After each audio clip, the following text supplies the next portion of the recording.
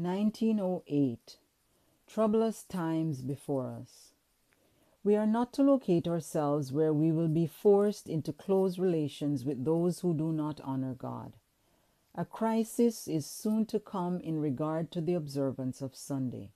Country Living, page 20, paragraph 2.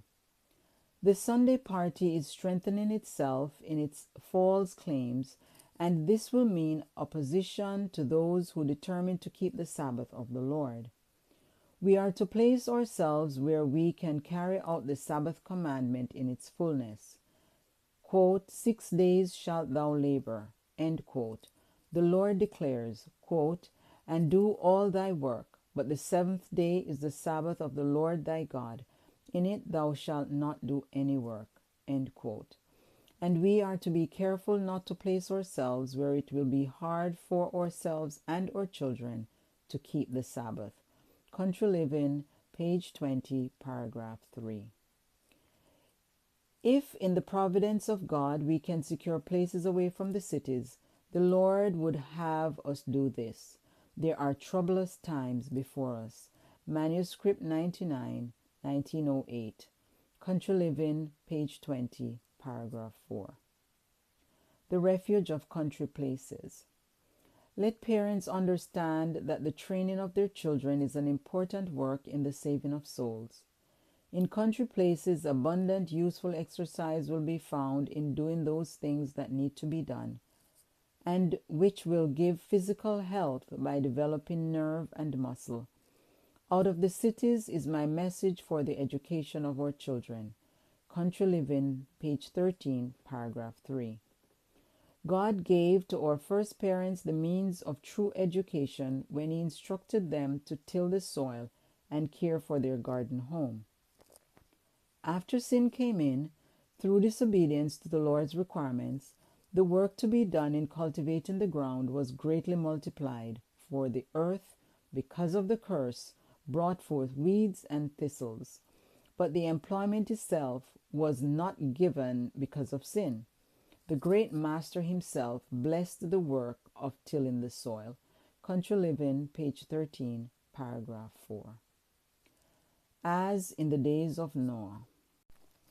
It is Satan's purpose to attract men and women to the cities, and to gain his object, he invents every kind of novelty and amusement, every kind of excitement. And the cities of the earth today are becoming as were the cities before the flood. Country Living, page 14, paragraph 1. We should carry a continual burden as we see the fulfillment of the words of Christ, quote, as in the days of Noah were, so shall also the coming of the Son of Man be, end quote. Matthew 24, 37.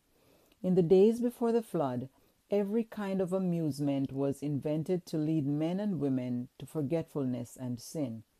Today, in 1908, Satan is working with intensity that the same conditions of evil shall prevail, and the earth is becoming corrupt. Religious liberty will be little respected by professing Christians, for many of them have no understanding of spiritual things. Country Living, page 14, paragraph 2. We cannot fail to see that the end of the world is soon to come. Satan is working upon the minds of men and women, and many seem filled with a desire for amusement and excitement. As it was in the days of Noah, every kind of evil is on the increase. Divorce and marriage is the order of the time. At such a time as this, the people who are seeking to keep the commandments of God should look for retired places away from the cities. Country Living, page 14, paragraph 3. Not a deprivation. Who will be warned? We say again, out of the cities. Do not consider it a great deprivation that you must go into the hills and mountains, but seek for that retirement where you can be alone with God to learn His will and way. Country Living, page 14, paragraph 4. I urge our people to make it their life work to seek for spirituality. Christ is at the door. This is why I say to our people, Do not consider it a privation when you are called to leave the cities and move out into the country places.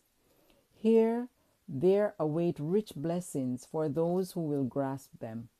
By beholding the scenes of nature, the works of the Creator, by studying God's handiwork, imperceptibly you will be changed into the same image. Manuscript 85, 1908. Country Living, page 14, paragraph 5. This is the end of the reading for 1908.